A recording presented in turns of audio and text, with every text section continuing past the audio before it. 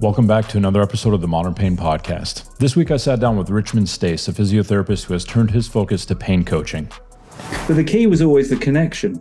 And that always stuck with me. And that was really why coaching, and particularly the style that I then ended up getting involved with via Mike Pegg, so strengths-based coaching. So seeing someone's capabilities and where they are and seeing the person, seeing them as autonomous, they'll make their own decisions and we're there to guide and support.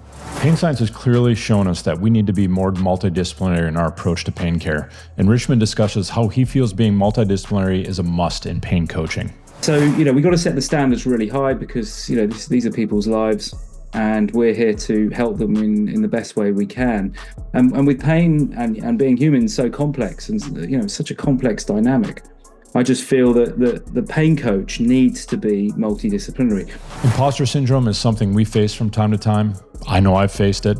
We spoke to this and how mentorship and supervision can be key to overcoming imposter syndrome in your own practice. I think there's a real lack of mentoring and supervision in physiotherapy. Think about psychology. Again, I'm not a fan of the silos of this is psychologists because I think there's big overlaps in what we do. But they have, supervision and counselling. They have supervision, but we don't. If you're an early career clinician struggling to navigate the uncertain clinical world, we'll give you some thoughts on how to successfully navigate this period of your career. I'd love it if you could share this episode with somebody you think might benefit from this episode. And if you could subscribe to the podcast, I'd greatly appreciate it. On to the episode. This is the Modern Pain Podcast with Mark Cardula. Welcome to the podcast, Richmond. Hi, Mark. Great to be here. Awesome to have you. We were talking before we went on. It's surprising to me that it's taken this long to get you onto the podcast because you're one of those people out there in the social media world, especially on X, Twitter, whatever we're calling it this day, that I've found myself following and really, enjoying your perspective on things. And we'll definitely talk about it as we kind of move on. I want to get right into your journey because it's interesting. One, selfishly, as I spoke before this podcast, I'm interested in kind of moving into a similar space just because, I think there's some barriers and maybe we'll talk about them. What's gotten you in your journey to get to the point where you're into this pain coaching space to where you're at right now? I could give you the sort of the short version or the long version, or maybe somewhere in between. I mean, I started many years ago in healthcare as a nurse. As an adult nurse.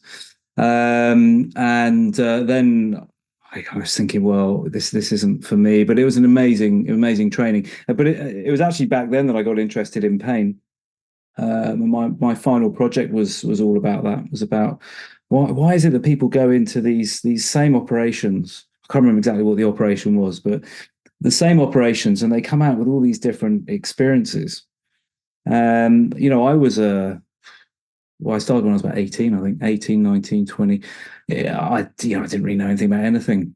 So it was an incredible piece of time and exposure to people and their lives and their suffering. And a lot of the work was with people with sort of chronic problems, not necessarily pain, but chronic problems. And I got amazing training. I had some amazing tutors that really introduced me to this sort of whole person approach way back then. So this is like, sort of early 90s, I suppose, a long time ago.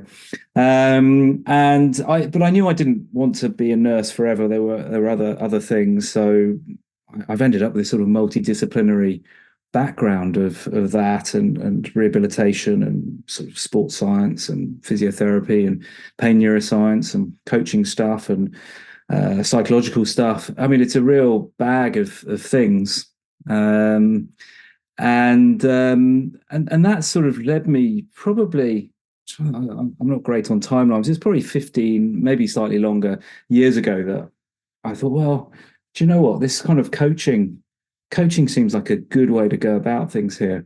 And actually I got that idea because I coached cricket for many years, and I loved working with the kids who, let's say, weren't as technically gifted, that sort of thing. I really enjoyed that. And what I found was that if you connected with them and gave them really simple instructions and then you just repeated, amazing things seem to happen. They'd hit the ball or catch it. I mean, there's nothing revolutionary about that, but the key was always the connection. And that always stuck with me, and that was really why coaching, and particularly the style that I then ended up getting involved with via Mike Pegg, so strengths-based coaching. So seeing someone's capabilities and where they are, and seeing the person, seeing them as autonomous. They'll make their own decisions, and we're there to guide and support. That just all made sense to me. So sort of as I was going on the journey, these have always been strong themes. And then with the motivational interviewing side of things, which I started dabbling with many years ago, but I suppose in more recent years I've really got into, and doing some quite interesting stuff on that at the moment. Yeah, it just sort of led down this path of saying, well, what should we call it? Pain coaching seems like a good idea. Yeah, I sort of stuck with it. I mean, there's upsides and downsides of calling it pain coaching, but yeah, I guess that's the middle road story. I'm wondering what you found as you're kind of journeying through healthcare when you kind of get stuck in like the nurse box or the physio box.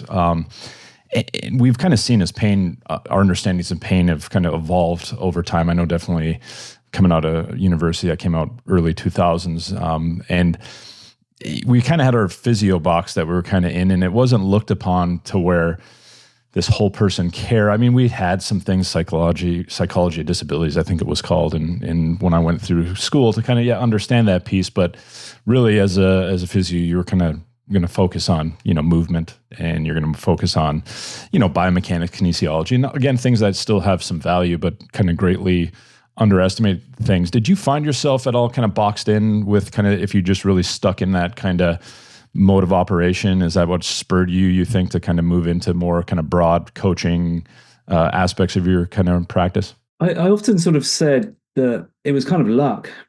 I mean, I got obsessed with learning. At school, I wasn't that interested in stuff. Much more interested in sport and probably having a good time. It was only after leaving school that I sort of found a passion, and that was during the nursing. I was interested by all these different things. So actually, during the nurse training, I'd go and spend time with all sorts of people and departments.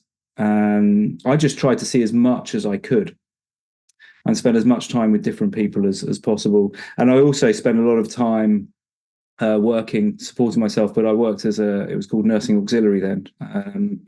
Which is basically the nursing assistants on the ward. And I used to do quite a few shifts. So I had a lot of hours. I clocked up a lot of hours doing all these different things. So I guess that was my framework, really. That was the soil from where I grew, just thinking, well, it's quite normal to get this really wide background. So actually, as I went through other trainings and people had sort of just done one thing, I'm not being disrespectful to that at all. That's fine. But I sort of was like, oh, well, how can we be really helpful if we've only kind of got one type of training? And now, when I think about pain coaching and what it is, and I see that, when I first used to Google it years ago, you didn't really see much, there wasn't much written about it. Now, look, more and more people are calling themselves pain coaches. Various companies are offering pain coach training. And I look at it and I don't really know what they're doing. I'm not sure what philosophy they're working to, but I want to set the standards really, really high, because these people's lives, they're suffering, they're vulnerable, but and they often need help and guidance, and we need really, really high standards to work to help. It doesn't mean that if you don't have a multidisciplinary background, you can't work. I mean, that would be ridiculous. So, we got to set the standards really high, because, these are people's lives, and we're here to help them in the best way we can. And with pain and being human so complex, and, it's such a complex dynamic, I just feel that the pain coach needs to be multidisciplinary, which doesn't mean that if you're not multidisciplinary, that you can't help, you can't be helpful. It doesn't mean that at all. But that's not pain coaching, in my view. Now, it hasn't been standardized yet. There's no, official qualification or anything like that. Maybe that's a dream, an aspiration, a huge amount of work, but maybe that will be worth it. Yeah. With you saying that, I'm just curious. I have visions of what I would see like the ideal pain coach, the skill set that a pain coach, and I know you mentor and coach, clinicians who are trying to move in this space a bit. What do you feel like is that kind of skill set? Like if you were to, I mean, obviously there's probably a myriad of things, but what are the main kind of skill sets that you think someone who's going to kind of enter into this pains coaching type mode of operation, what do they need to have? Yeah, well, where I'm at the moment is that multidisciplinary bit that I was just talking about. I think you need a really good understanding of where we are with pain, the science of pain, the philosophy of pain. I think that's very important. But you need the skills to connect. You need the skills to have caring conversations. You need the skills of accurate empathy and genuineness and acceptance and authenticity. So, it's really about your way of being. And now I talk about pain coaching more as a way of being with people, because when you're connected with them, that's part of the therapy, if you want to call it that. And it's interesting because we know that, that matters more than any particular technique or therapy. So I must admit, I try not to get frustrated, but I do get frustrated, I suppose, because I do care about this immensely. When you see, this therapy for pain, or use ACT or CBT or whatever for pain. And to me, that's imposing a protocol or a framework on someone rather than finding out about them first, clarifying what their needs are, and then starting together on this journey, finding and following a path together where we're a guide, we're an encourager, and we're there to help in any way that we can for this person to grow. And I very much see overcoming pain as human growth. And I'll always use the word meaningful change as well. But there's sort of a subtext with change that which I think sometimes it might be seen as, well, if I need to change, I'm not good enough, or something like that. And I think growth, because we can all grow, and by creating the right conditions, and that's our work with that person in collaboration. We're creating the conditions for them to grow, i.e., their life to get better. Now, that can be from whatever standpoint or start point. So, for example, some people might come back at that and say, well, what about if it's some condition that isn't going to get better? And of course, there are many conditions like that where pain is a feature. And my answer to that is that if we can keep the measures of success, the measures of making your life better broad, rather than it's just about pain getting better or pain going away, well, then you're going to find many ways that your life is improving. And that's got to be a plus. That's us trying to make things better or getting better. Or overcoming pain is another way that, is another term that I use. And people say, well, what do you mean? And that needs to be clarified with the individual, because it doesn't necessarily mean no pain. But it means that it's not the predominant thing now. I live a meaningful life, and there is pain at times, but I know how to deal with it. So I can focus more on what I want rather than what I don't want. So you mentioned that, it's hard to impose a framework on a patient before you kind of step back, get to know the patient, find out where they're at and what they need. Yet it sounds like you have some, that what you just said sounds, pretty familiar with ACT, like being able to like focus on valued living versus a pain contingent lifestyle where, life doesn't, return till pain goes to zero. I'm wondering what have been the more influential things. It sounds like you're more eclectically pulling from different, modes of operation, be it CBT, ACT, or maybe other type, pain neuroscience education, be it what it must. I'm wondering, is that kind of your thought process where like, hey, I'm not going to immediately, pigeonhole somebody into a specific mode of operation until I get to know the unique person in front of me and exactly kind of what their needs are and where they're at? Yeah, I need that clarification. I need to know them. I need to understand their beliefs. I need to understand what's driving them, what works, what doesn't work, what's going on in their life, what's going on in their inner world. And they'll reveal that if they feel safe to do so. And that's the caring conversation. But yeah, people quite often say, well, what techniques do you use? And I'll say, well, I don't know. I don't really think about it. And actually, when I write about this, sometimes I sort of say, look, you've got to learn your techniques. You're going to learn stuff. You need your knowledge. You need your skills and all of that. Of course you do. You're crazy to say otherwise. but then forget them and be you. And that comes with experience, obviously, because you've got to get out of your own way to be present. You can't be in the room per se. It's that state of flow or state of presence where you're there, you're truly there, and able to hear that person, and from that just spring the ways forward, the suggestions. And it is a suggestion because they will ultimately decide. I can't tell people what to do. I mean, sometimes people say, "Oh, well, tell me what to do," or and I'll just do it. That's an invitation, isn't it?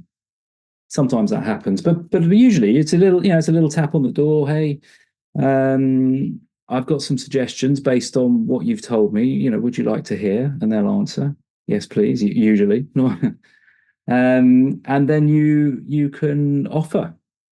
So you're going through this kind of process again of connecting and showing this respect for the person that they're going to decide what to do, because they will in their world. When you think about adherence, all the stuff about, do your patients adhere to their exercise programs and this kind of stuff? Well, that depends on the connection you have. I'm wondering, as you mentioned, just to kind of getting these techniques and then kind of, putting them aside and being present, like in the room, and, maybe being able to pull from these things, but more importantly, being present and being purposely curious with the patient and, all these things that are important. It was a challenge for me to be there, right? I think sometimes you feel like you need to have this skill set to be worthy, and there's this whole issues with imposter syndrome as a clinician, yet I really found the pressure to come off a bit from being some sort of, and obviously we know the technical, humans aren't machines, we know all that good stuff, but I'm wondering where you see the barriers in clinicians to kind of take that approach of maybe some of it is this whole imposter syndrome and feeling like you need to display this expertise and worthiness in this encounter. But I'm wondering what you've found when you've worked with clinicians or kind of seen from your perspective the barriers that clinicians face to kind of take this kind of approach with people. I think the first thing to say is I've been there. I've the ego, the star. I'm the expert here. I'm going to tell you what to do. I've done that. I've been there, and that's really why I'm now not there, because I realised that it doesn't work, or not often. I mean, doesn't. I don't know. It's difficult to say, but essentially, this kind of idea of fixing people and telling them what to do in the type of people that we're talking about here with chronic pain and more complex conditions, it just needs to be a collaboration. So the barriers are going to be your own beliefs as a clinician about what you're doing and how you're doing it. Now, this is not a blame thing, and I don't want to sound blamey at all, because I don't mean it that way. Everyone's received their training and then have had their various experiences, and they're going to be influenced by that. They're going to be shaped by it. And most people listening here will be listening because they want to learn stuff and they want to grow. There's a desire to grow. But then you meet your own resistance, don't you? You kind of go, oh, well, I'm not sure about that. And that's really interesting. But are you able to flexibly look at that and examine your own experiences and say, all right, that could be holding me up? I mean, this is actually no different to the person suffering pain. What are their beliefs? What's the resistance there? And so working with our own resistance is a real skill. I think there's a real lack of mentoring and supervision in physiotherapy. Think about psychology. Again, I'm not a fan of the silos of this is psychologists, because I think there's big overlaps in what we do. But they have supervision and counselling. They have supervision, but we don't. We don't. And I've always puzzled over that, because I really valued the people that I've worked with and the mentors, but I've gone and found them myself, and been incredibly lucky with those guys. So particularly Mick Thacker and Mike Pegg, and there are others as well. So that self-awareness, these things could be built into our training, or the guys coming through now, build it into the training where you have that self-awareness and that reflection, and able to take that forward.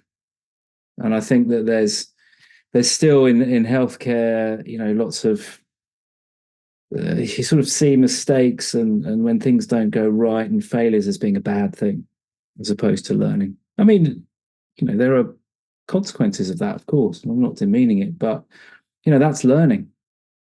That's learning. So we need more openness, more discussion.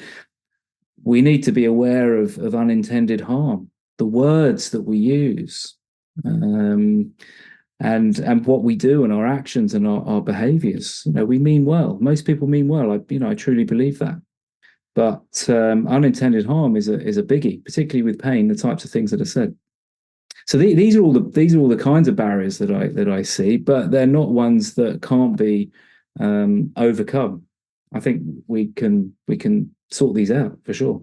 I'm wondering if we could kind of get into a little bit of what drove you to kind of write your book, because I definitely think that's a value for some folks, and we'll talk about it, and maybe you can kind of give folks an idea of kind of where they can get it. But it seems like there's just a lack of guidance for folks to kind of help take this type of approach. You mentioned like some of the siloing in healthcare, and I still see it in healthcare education. I'm in university. I'm more of a clinical professor, so I'm seeing patients and helping mentoring students in clinic. Yet we see how academic, education is still pretty siloed. And even though we have big multidisciplinary pushes in our university and things, there's still kind of this, kind of categorizing of what we do, and it to me limits a little bit of how we're going to be effective with people. But getting back to your book, what kind of drove you to write that, and what was your purpose in putting that together? Well, there's only one of me, and reaching out to people, and I'm looking at all sorts of ways of doing that. And the book was one. I love writing. I love sort of sharing these messages and in the written form, and I write every day anyway. So it was just something that I wanted to do for a long time, and just felt that was the right time. I felt I had something to say at that point that could be useful for people. And it's just the beginning. I'm sort of lining up other titles and other ways of sharing this information for people, because everybody learns in different ways. Reading a book's not going to be necessarily for everyone. And I've sort of been thinking quite a lot recently about how people can best use the book as well. It doesn't need to be read from start to finish. Some people prefer to dip into the practices first and try a few things and then go back to the sections to really understand their pain. Although I do believe that understanding your pain is a really important part of getting better, because then things start making sense. It puts meaning to one's experience. The understanding of pain now is very different to, what we know about pain is very different to what's largely spoken about still in society and healthcare. It's still way, way, way behind where we are. And if there's ways of reaching out to as many people as possible, then that's great. A book definitely has the opportunity, and you're right. I think there's just definitely a lot of ways.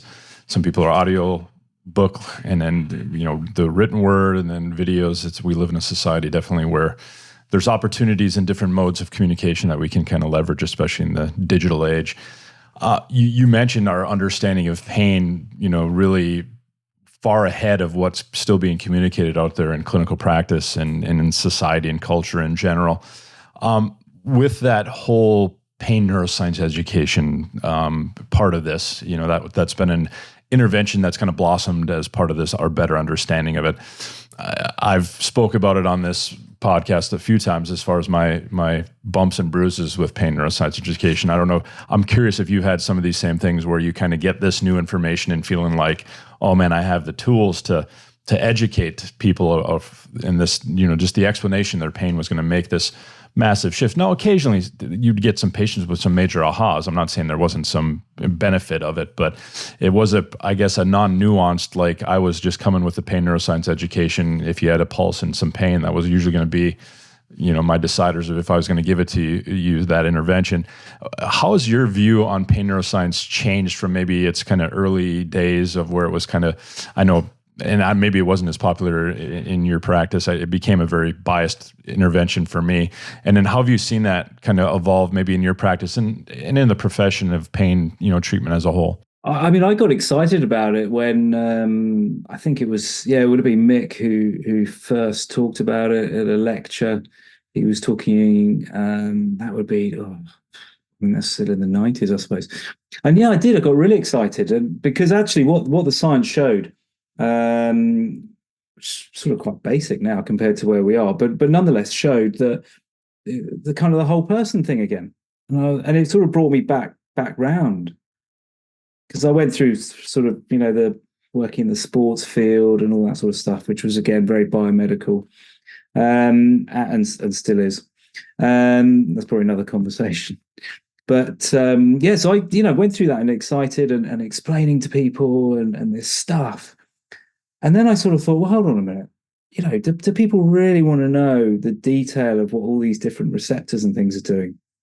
What difference does that make? If you're in agony, you've got some really horrible pain thing going on, CRPS or something else, you're not going to be thinking, right, hold on a minute, what receptors is going to be doing what? It's like, come on.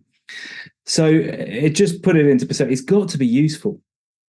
It's got to be useful, and it's got to be at the level that is meeting the needs of this person. And some people do want to know, and sometimes I have amazing conversations with people, about the philosophy of pain or the science of pain. I don't necessarily separate the two.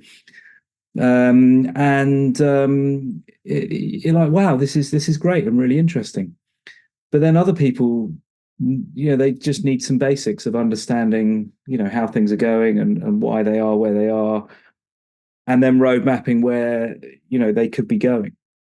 But knowing that you're here, that's always key. Be here now.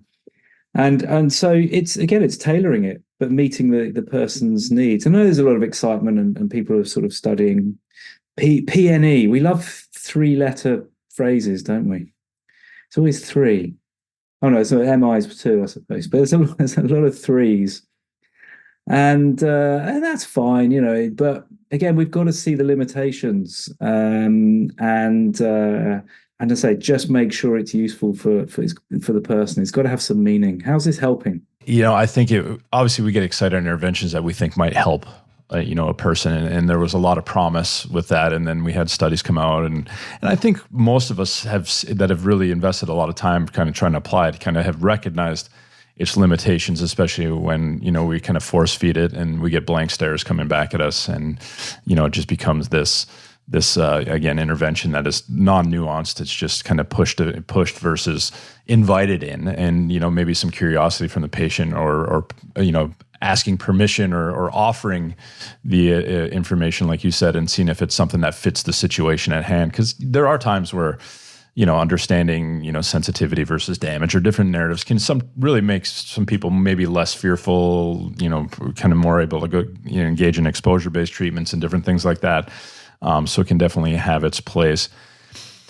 I'm wondering, being a physio myself, I'm wondering where you think our education of physios, if you could change one thing. I mean, I'd probably change more than one, of course, but if there was one thing and maybe it's not just physio, maybe it's healthcare professional education for folks that are treating with pain, but what would be one thing that you'd really get after to better help clinicians entering the professions where we're going to be working with people with some complex pain issues to be better able to manage that? Yeah.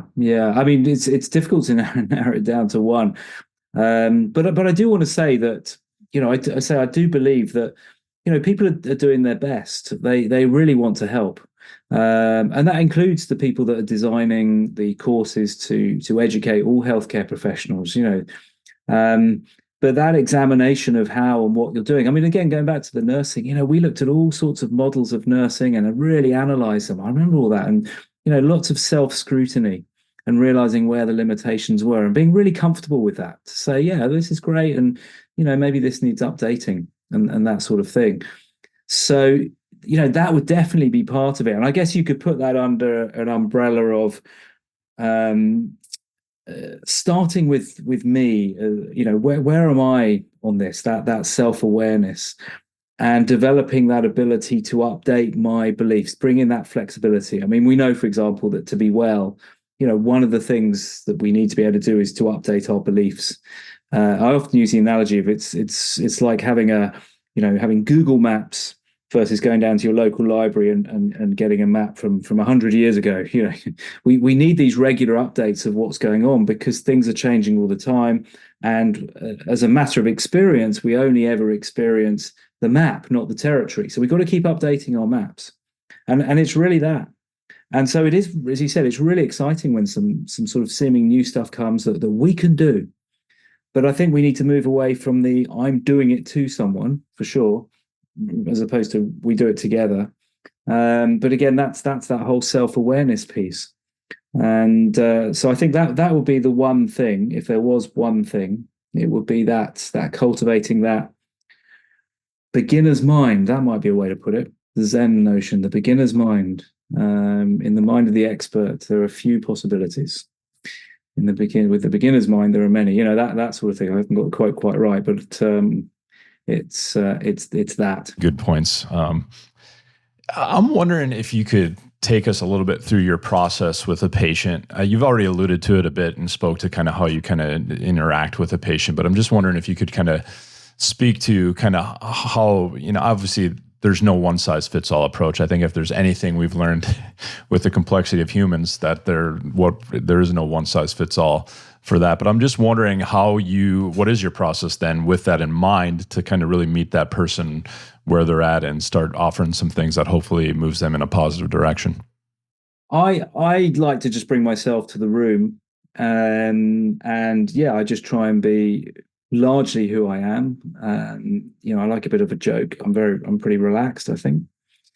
But in my mind, although I'm not thinking this when I'm not thinking as they come in, right, I've got to connect with them. I just want to connect with them. They come in with all their ideas and experiences and thoughts and beliefs and expectations, this whole bag of stuff.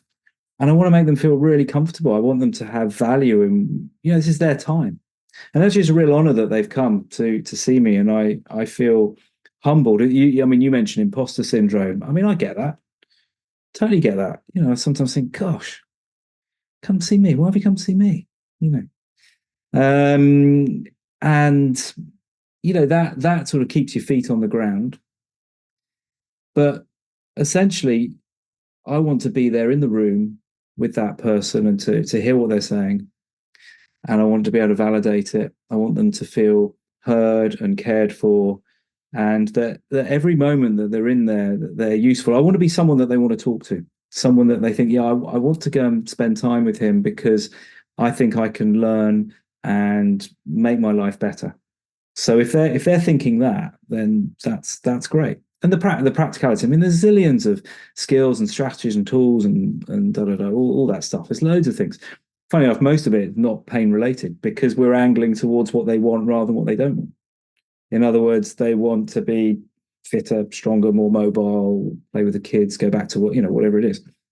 So actually, a lot of the strategies are really, probably 99.9% of them not pain related or not pain specific. Even the things that you can do to ease your own suffering are not necessarily specific to that form of suffering. And people are sometimes surprised by that because we know that, essentially, this is anecdotal, I suppose, but, this is my observation, that the more you focus on the pain, it's like saying don't think of elephants as a start point. The more you focus on the pain and sort of reduce it to the bit that hurts, the worse the outcome. The more you focus on the person and what they want to achieve in their life and the practical steps to take from being here right now, the better the outcome. And they feel better because they're essentially living to get better. They're living themselves better because that's the bulk of, this is their life. How do I do it? So don't wait for some thing to happen to you to get better. Start right now. Let's do it together. Let's go. We live in such a healthcare culture where, oftentimes people are put in this position where life can't resume until this thing is fixed or taken away. I'm wondering how you address that and how because I'm 100% on board where it's the getting back to living that's going to, sometimes it's a valued life with pain. Sometimes there's possibilities where that pain completely resolves. And I'm wondering how you deal with and manage some of the struggling narratives that come in where people have pretty much been say life's on hold until we get this pain zero. And there's just a lot of interventional bodies and machine type interventions that are going on in people's lives. What's been your approach? Maybe sometimes patients are coming to you where they've exhausted all that, but is that something that you're able to kind of steer people away from, or how do you deal with that kind of narrative that comes in your door? They steer themselves, within the conversations that we have, and this is the beauty of motivational interviewing is that, you become curious about it. I'm not there to judge or tell people, oh, you shouldn't do this, you shouldn't do that. If they say, oh, I'm going to have this intervention or that medication, which to me, in my mind, actually drugs and intervention, medical stuff is optional. It's not a popular view with some people, but they're always optional. You don't have to have those to get better or to make life better. But I'm not there to judge. I'm there just to sit and listen and be curious and to make suggestions at the right time, which to some can sound like really passive. What do you mean? You just kind of sit there, you're not going to do anything. But the magic really comes when someone has a realization, when the insight comes, like, oh, right, yeah. And they start vocalizing it themselves. There's often ambivalence and certainly resistance. That's what you're asking about, this kind of resistance that comes up. But surely I need, this thing to fix me. And then you can talk about their own experience or ask them about their experiences so far and what's worked and what hasn't. And you usually find that these things haven't worked because they wouldn't be there otherwise. Ask them about their own ideas about, well, what do you think is going to help? Why do you think that's going to help? Because that reveals the kind of the model, the beliefs they're running with. And if they're still into that way of thinking, then they've probably got some deeper beliefs that would fit more with the biomedical approach. So that again, if you meet resistance and push it, it'll push back even more. So, and that's just human nature. They're not doing it on purpose. The whole idea of a difficult patient, they're not doing what they're told. I hear this quite a lot from patients when they go into, situations. There was one fairly recently. A patient was telling me that they went to a pain clinic and essentially was told, well, medication is what you must do. And they said, yeah, but I've tried the medication and actually I've reduced it and my life's a lot better and I'm much more active. So I see taking medication as a step back because I've already been down that path and come through it. And now I'm much more active and I have a better life already. And they essentially said that they were being non-compliant. You sort of think, well, okay, that's an interesting sort of perspective. That they're being non-compliant when there's essentially saying to you, my story is I was on medication, it helped a little bit, but I've now reduced and life is better because I've learned stuff and I'm using skills and strategies and I'm building and I'm on that path. And then to react that way. I just find that a baffling way of going about it. Because that's clearly not help. That's unintended harm. Fortunately, this patient had the insight to realize what was going on, but that's not an uncommon scenario, or told that you must have this surgery or intervention and da da da. I think there's just some puzzling reactions that healthcare has had, and I won't declare myself perfectly innocent. Early in my career, when my understandings of what was going on and why aren't they doing what I'm telling them to do, they're difficult, they're non-compliant, where I was just not even meeting them anywhere near where they're at. I was trying to pull them where I was, and that they weren't ready to make that journey. And now obviously it's a more nuanced approach.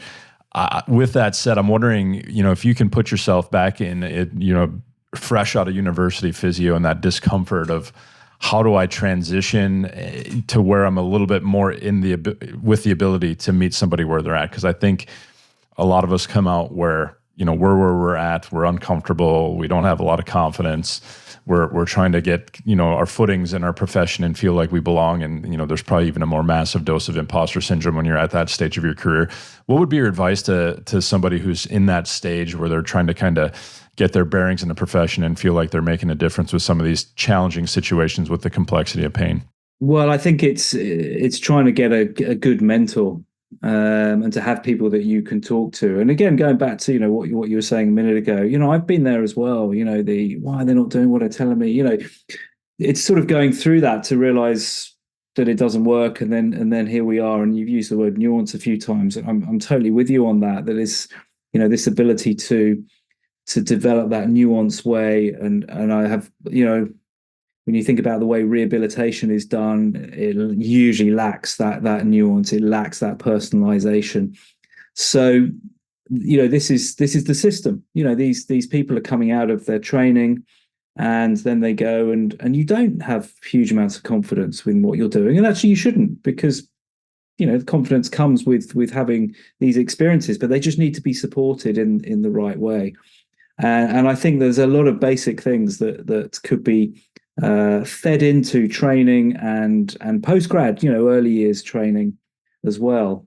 Like what do you call it? Provisional sort of time. You qualify, and then you maybe have, I guess it's called junior physio here.